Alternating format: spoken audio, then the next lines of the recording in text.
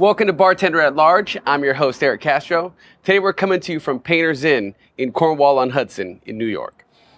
And as usual, I'm joined by some of the biggest names in the industry. With me today is cocktail and bartender legend, Gaz Regan. Thank you, Eric. Gary, welcome to the show, my friend. Thank you. Before, no. I think you need a little stir, huh? I don't know where that finger has been. Oh, no. I have no idea. And you don't want to know. You know, the sad thing is, I'm pretty sure that, Gary, you don't know where that finger's been. No, probably not. No. You'd be the last person I would ask. But it's a happy finger. Yeah, cheers. Cheers, God bless. It's a little sweeter than it was before. I do prefer it a little more bitter. Yeah. Though, brother, we're out here in beautiful Cornwall-on-Hudson in New York. Just about an hour and a half outside of the city? Yeah, about an hour 15, actually, yeah. Yeah, it's beautiful, and I'm out here for Cocktails in the Country. Why don't you tell us about Cocktails in the Country and why you brought all these good people together? Yeah, Cocktails in the Country started in 2001 and ran through 2007.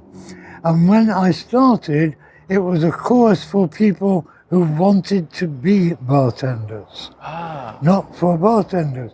So I was teaching very rudimentary things. It's like when to stir, when to shake, when to use this strainer, when to use that, how to free pour, because I'm a free pourer. Yeah. So I was not only teaching rudimentary bartending, I was teaching rudimentary 1970s bartending. Oh.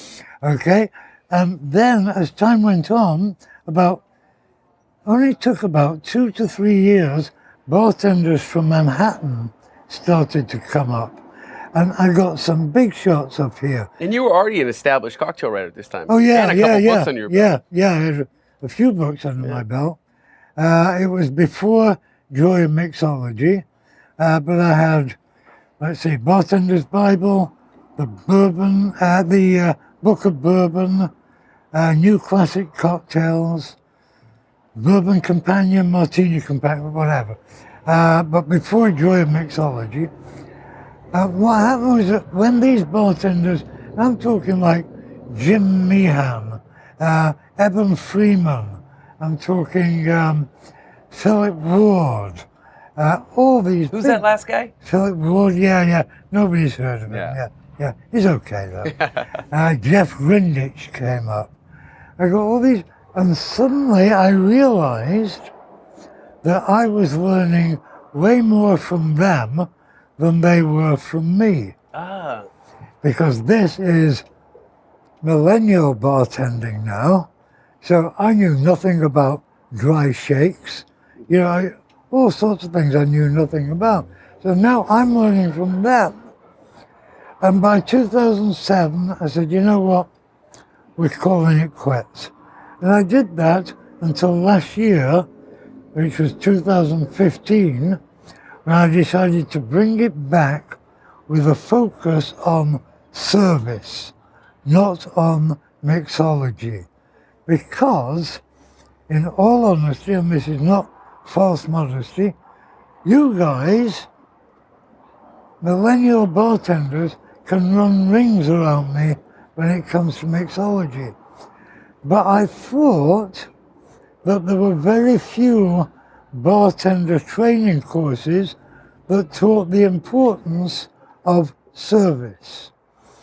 I had been on a journey, a kind of spiritual journey, myself, and I'd gotten into meditating, I'd gotten into mindful living.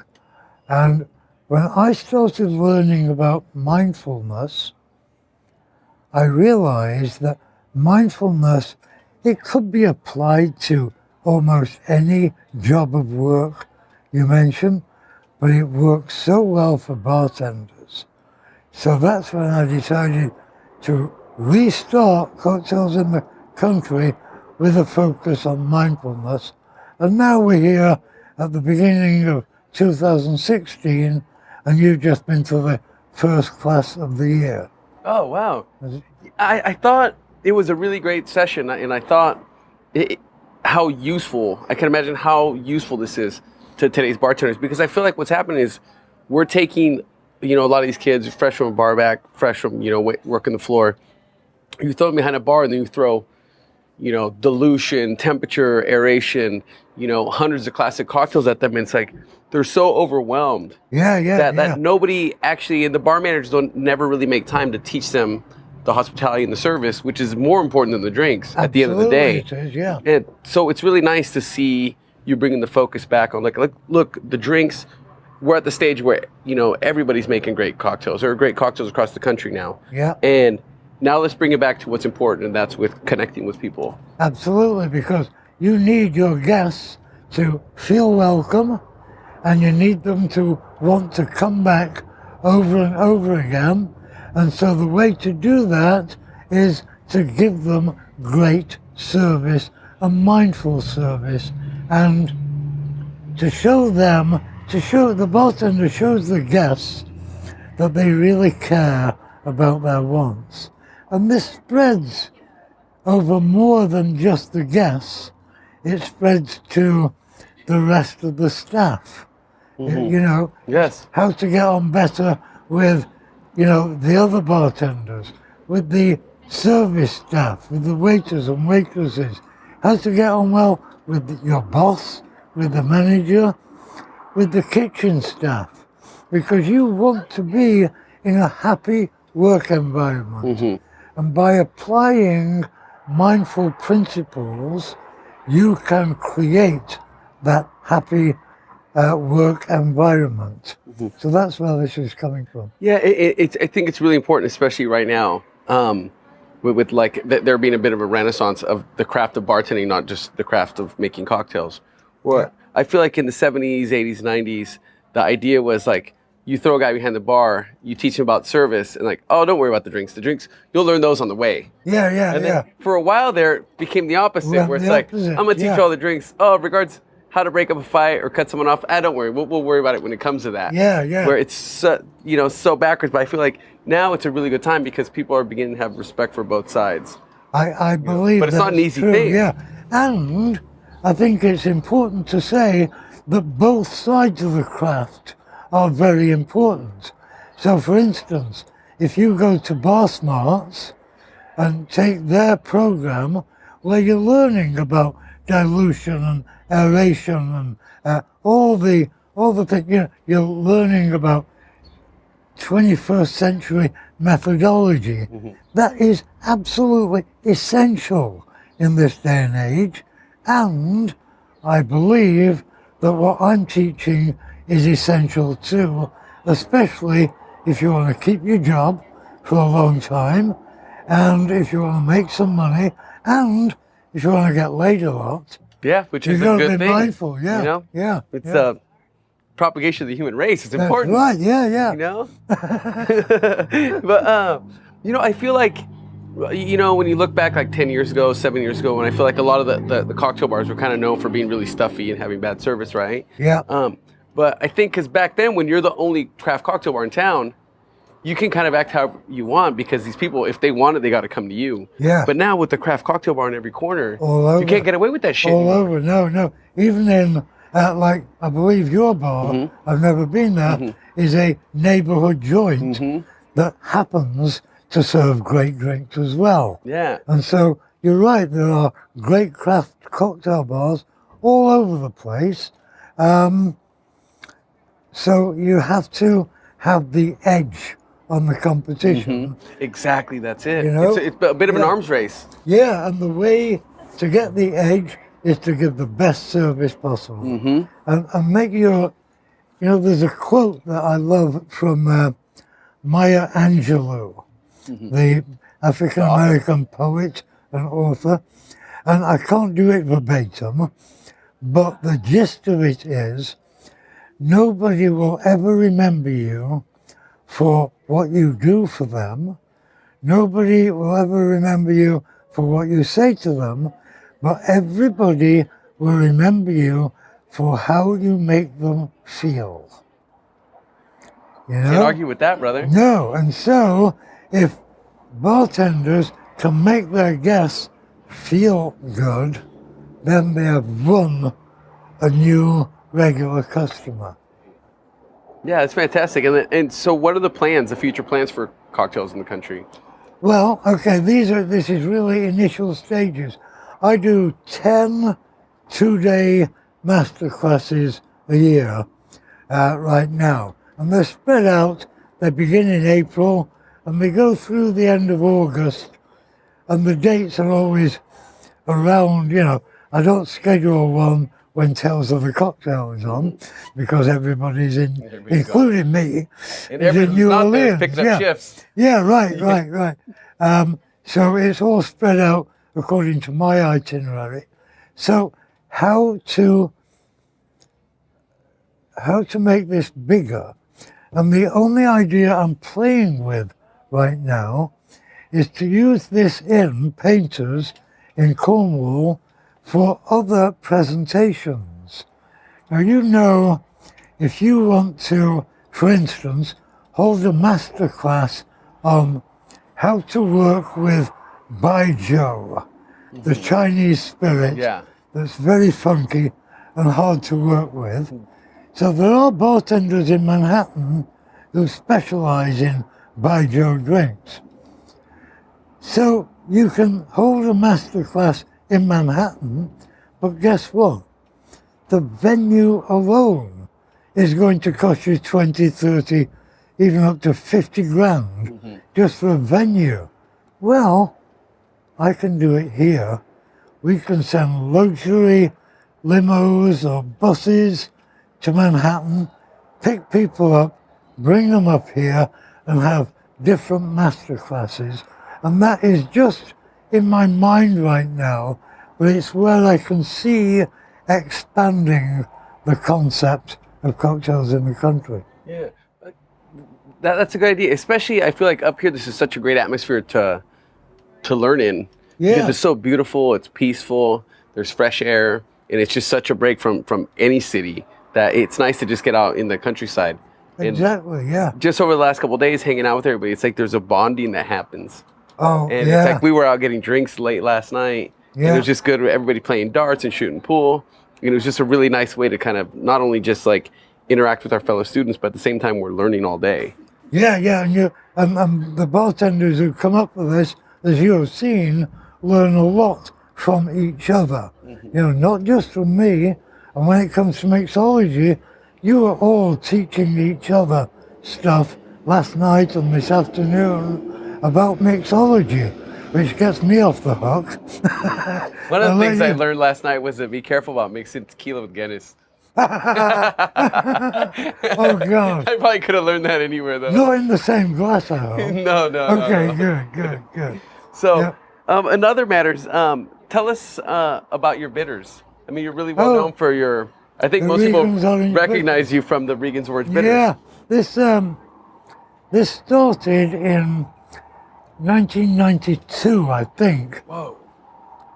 Yeah, it could have been 91, but I think 92, when I couldn't find a decent orange bitters. And so I thought, well, now I didn't know about Fee Brothers at the time. They were around, but I didn't know about them. So as far as I could see, there were no decent orange bitters on the market. I thought, oh, I'll make my own. So I looked in Gentleman's Companion, Charles H. Baker Jr., 1939. There is a recipe for orange bitters. So I thought, I'm going to make them. So I made them according to that recipe, and they were okay, but they weren't exactly what I wanted. So I started playing with ratios of ingredients until I found a recipe that I could legitimately call my own, even though I based it on somebody else's. This was totally different. And for a while there, I was making them only for myself and for Dale DeGroff at the Rainbow Room. That's so cool. And I didn't sell them to him. He'd just call me and say, Gaz, I need some orange bitters. Okay, I'll be right over. And I'd take him a few bottles. And that was it for a while. But then, in the early 2000s, I was in Kentucky at a Buffalo Trace function, and Mark Brown, the CEO of the Sazerac Company, was there. Mark and I... They make some pretty good whiskeys, too. Yeah, they make fabulous whiskies. Buffalo Trace is one of my favorites. Love the stuff. And so I said, Mark, and he and I get along really well. I said, Mark, you make Peychaud bitters. Why don't you make my orange bitters as well? And Mark saw it as like a bit of fun. Neither of us thought of it as a big money-making proposition. Mm-hmm. But that wasn't my concern. My concern was get my name on a bitters bottle behind the bar, so it's cheap self-promotion, which I'm pretty good at, right? And maybe make a little bit of money, but also, if he made them, then I didn't have to keep making them in my kitchen. Mm-hmm. I could just call him and say, Mark, send me a case, and he'd send me a case. So we did it. It came out, and I get, this is no secret, I've told many people, I get $1 for every case that's sold. So in year number 1, I made $56.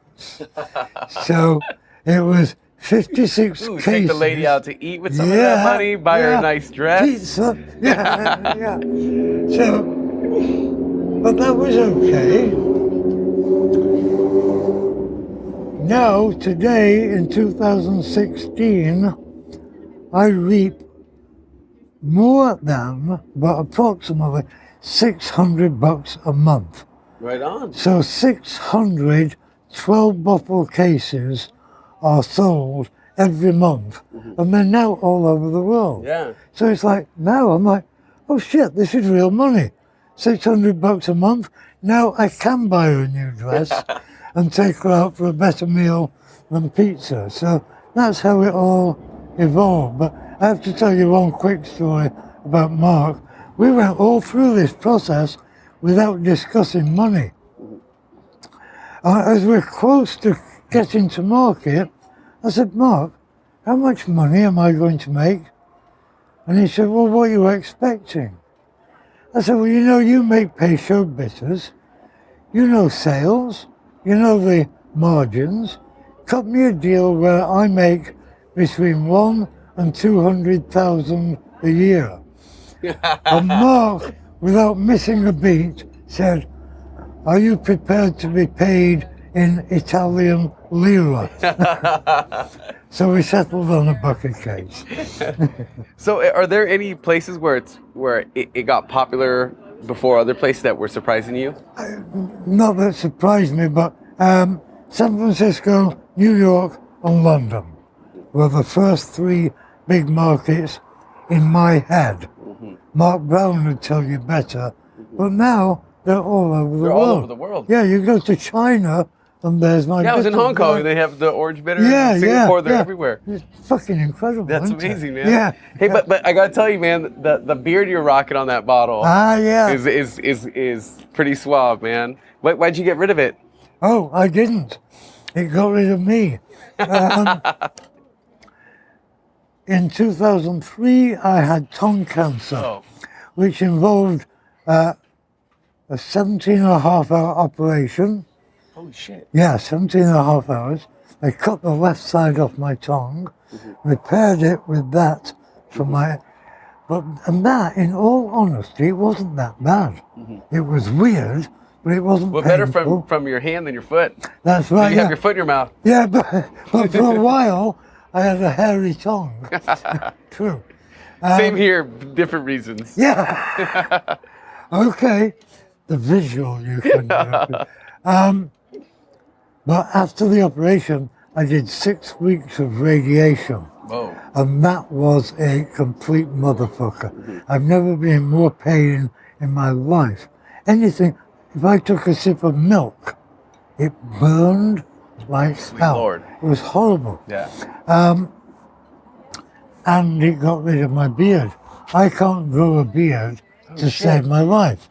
I can get this bit of fluff on my chin, and I can grow a Hitler mustache, but it doesn't reach the end of my lip, so I don't do that. But I didn't get rid of the beard got rid of me. So did that experience of what you went through during that period, how did that affect your approach to bartending and from making cocktails? It led to I was always a complete agnostic. You know, if somebody mentioned the word God to me, I was like, yeah, fuck you, give me a Manhattan, would you? You know? Now that experience, so let me explain this to you. I think of myself more than anything, even more than as a bartender, and I hang my hat, I've been a bartender all my life, but more than anything, I think of myself as being a storyteller. I tell stories. As I was coming out from the radiation and slowly starting to feel better, there was that picture that's on the bitters bottle came from a portrait, a photograph that a local photographer, Jimmy, oh God, no, his name's gone, but took, and that picture was on my wall, and that guy, the old me, was staring at me. He was staring at me. Now, bear in mind, I'm a storyteller. The cancer attacked my tongue. My beard was my identity. Everybody knew me as that guy with the big long beard. And that guy on the wall with the beard kept saying to me, do you get it now? Do you get it? And so I thought, somebody is trying to tell me something. This is the universe trying to tell me something. And I went on a spiritual voyage. And I ended up studying for 14 months with a local shaman who made it easy for me to accept the notion of maybe there is a God, you know? And God for me is just a word we use for something we don't understand. And the first time I met with this shaman, I said to her, are you telling me that there is such a thing as God?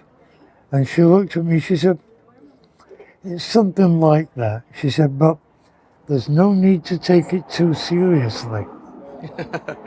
And that for me, that was what I needed. It was like, oh, okay.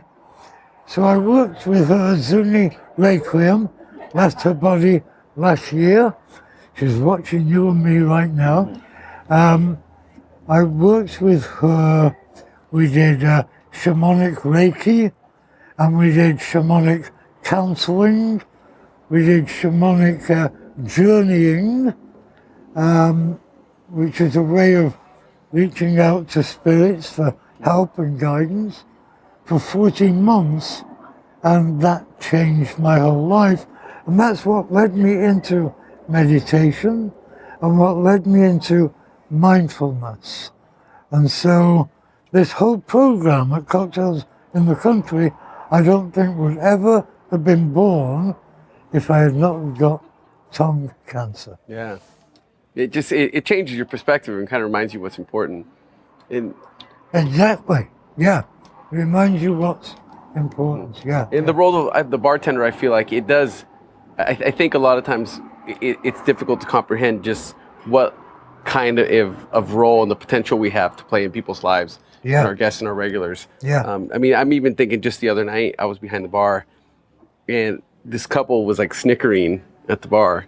I was making drinks, and they were just kind of giggling and laughing to themselves. I was like, oh yeah, folks, are you two okay over here? Can I help you? And they were just like, oh well, it's just me and my wife, we just got married last week. I was like, oh, congratulations, you two. And they kind of keep snickering. They're like, yeah, but we met here. This is where we. Oh, nice. We met. Yeah, we met here, and then we ended up coming back for our first date. And then just things went off so well, and then we just got married. We had to come back, and come see you It guys. just happened at your bar. Yeah, and I was like, that to me, Yeah. it reminds you just like, there are two people who would not be married If it wasn't. had we not been slanging drinks for them. Absolutely, yeah. And it reminds you that there is a responsibility on the bartender, there's a responsibility on the bar to play that role in our neighborhood. And for our to communities. nurture your customers, introduce people to Make them each comfortable. other. Yeah, and you know, that leads me to what I was talking about yesterday. If a bartender makes 10 customers happy, or happier than they were when they walked in, you have just begun to change the world. And if 1 million bartenders all over the world all make 10 customers happier when they walk out than they were when they walked in, you have changed the world, man. Yeah. That's 10 million people who are happier than they used to. That's what I'm saying, brother. Yeah. And we're going to have to cut out in a minute and wrap things up. But before we do, I wanted to have you tell us a story about a time that you took somebody who's in a bad mood and kind of flipped it around, and how you help reposition people who are in bad moods. You should have warned me about this, because I'm not going to... The guy with the penny. I like this. Oh, I'm sorry. I like that story. Yeah. This is all about changing your reality by changing the way you react to people. So if you have somebody you don't like, if you just pretend to like them, you'll see a change in them. So Just by being kinder to them. Just by being kinder to them. The story is, this was 1974. I'm behind the bar, Drake's Drum, 2nd Avenue, 84th, 85th. Guy walks in, Singapore Sling. I'm making a Singapore Sling. Not a great Singapore Sling, but a Singapore Sling that was acceptable in the mid-70s. Everybody made them the same way. Nobody put cherry brandy in. We all used grenadine to make, nobody used fresh juices. We had sweet and sour, man. But I made him an acceptable Singapore Sling. He drinks it, he pays me, and he slams a penny down on the bar. And he looked at me and said, "I like to be popular." And he leaves. I was fuming. It's like, you can stiff me any day of the week, but you tip me a penny, now you've insulted me, right? It's pretty much their way of telling you to fuck off. Yeah, exactly. He comes in again a few nights later. Singapore Sling, please. I make him a really bad Singapore Sling. He pays me, he drinks it, no complaint, pays me, stiffs me, leaves. I'm still fuming. He comes in again. Now I'm pouring 2 ounces of grenadine, 1/4 ounce of gin. I'm making him the worst Singapore Sling anybody's ever made. He drinks it, he pays me, he stiffs me, he leaves. And I'm like, he's not complaining. So the next But you still never lost it on them. No. Yeah, no, which I respect that, yeah. Yeah, no, I didn't. Next time he comes in, Friday night, 11 o'clock, 6 deep at the bar, regular customers, waving bills at me, tipping customers. And I see him at the back of everybody. And I look over and I said, "Hey, Singapore Sling?" He said, Yeah. I made him the best Singapore Sling I knew how. I reached all past my paying customers. I gave it to him. I said, "And that's on the house. Good luck, man. Always good to see you." And I never saw him again.